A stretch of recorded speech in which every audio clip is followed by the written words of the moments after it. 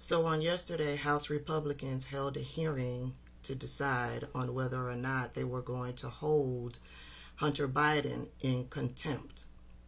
Hunter Biden crashed that hearing and showed up, which sorts of puts egg on the face of House Republicans, because you're screaming from platform to platform that Hunter Biden is hiding, he's afraid, he won't show up to testify, and yet he's right there in the audience, in your face, and you didn't call him up to testify.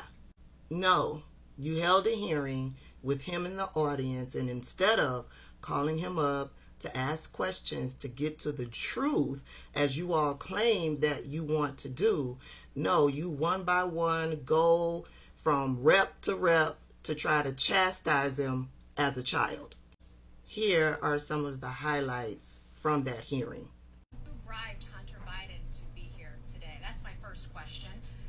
Second question, you are the epitome of white privilege, coming into the Oversight Committee, spitting in our face, ignoring a congressional subpoena to be deposed. What are you afraid of? You have no law.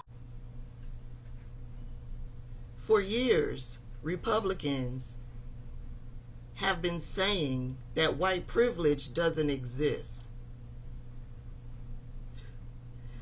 Now white privilege exists. Furthermore, Nancy Mace said she had 2 questions. She only asked 1 question. Her other was a statement, wasn't really a question. She wanted to get up on her soapbox to belittle and demean Hunter Biden.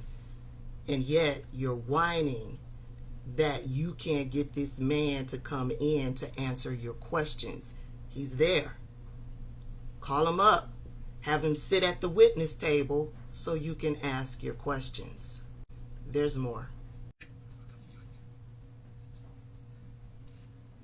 Mr. Chairman, is this a joke?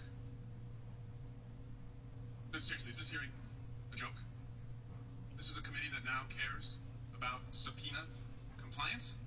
And we're going to hold somebody in contempt for subpoena compliance? That's really interesting, because to me, it seems like you believe we all had our memories wiped 608 days ago when you failed to honor your own subpoena. You see, on May 31, 2022, as the January 6th committee was investigating the greatest crime ever committed in America, with the most arrests, the most convictions, a crime against our Congress, our Constitution, our democracy, all they wanted was for you and a few of your colleagues to cooperate, to provide any information you had.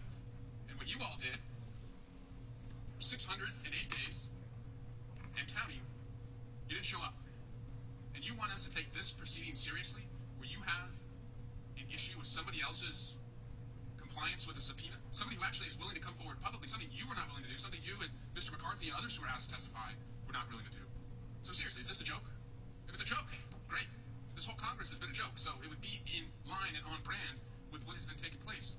But I have to ask, how dumb do you think the American people are that you would seek to hold someone in contempt when you are 608 days, 15 hours, 21 minutes, and 47 seconds out of compliance of your own subpoena? I don't know, Mr. Chairman, if it is your practice to look the other way when crimes are committed, but it's not my practice, and it's not my colleagues' practice. Seemed like a joke to me. An absolute clown show. The man is there. The man is there. So if you're serious about questioning him, getting to the truth, he's there. Call him up. Ask your questions. Other than that, this whole proceeding was a clown show. It was a performance. There's more. I'll make this bipartisan. I'll vote for the Hunter contempt today. You can get my vote. You can get my vote, but I want you to show the American people that you're serious.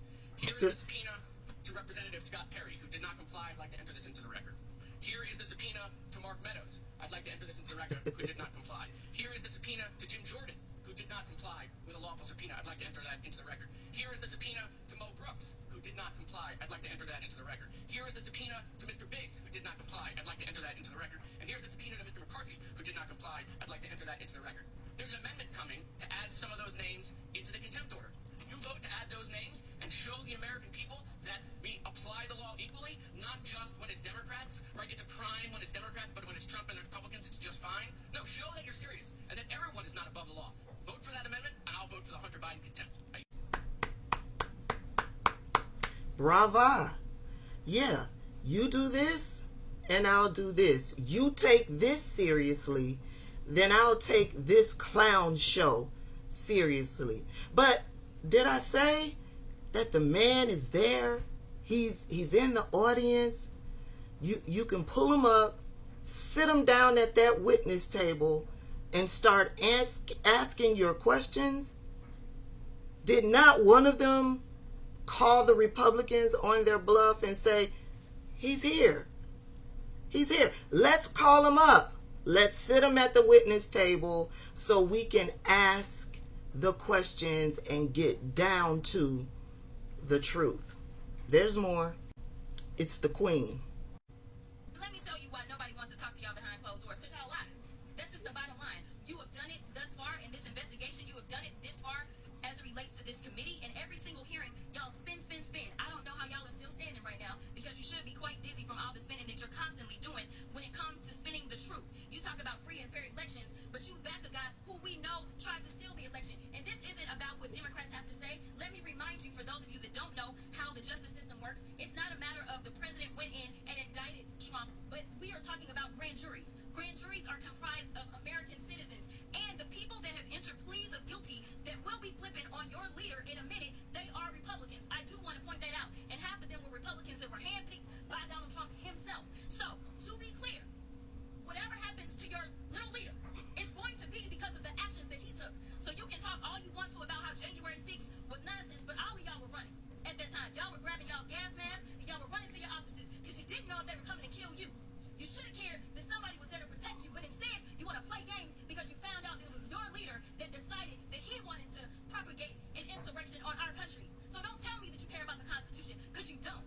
All you care about is Trump getting reelected, and I'll yield the last of my time. I bow down to the Queen.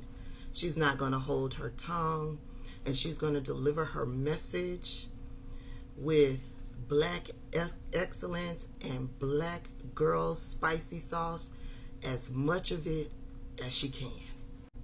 And she's going to look good while doing it. Ooh, all hail the Queen. There was one other viral moment that I won't be sharing, and it was the moment when Marjorie Taylor Greene got to the mic and Hunter Biden got up and walked out, taking all of the media, the press, with him. Now they're spinning it, which I knew they would. As a politician, I would. They're basically saying that he's a coward and he ran from being held to account. If it were me, I would have advised Hunter Biden to stand up in that moment and say, I'm here. I'll come and sit down to the table and answer your questions. I would have put the ball back in their court, knowing that they wouldn't want to do that. It's clear they don't want to do that. And so they would end up with more egg on their face. But he left, took all of the media with him. I don't know about y'all, but I'm tired of the clown show. Let me know your thoughts.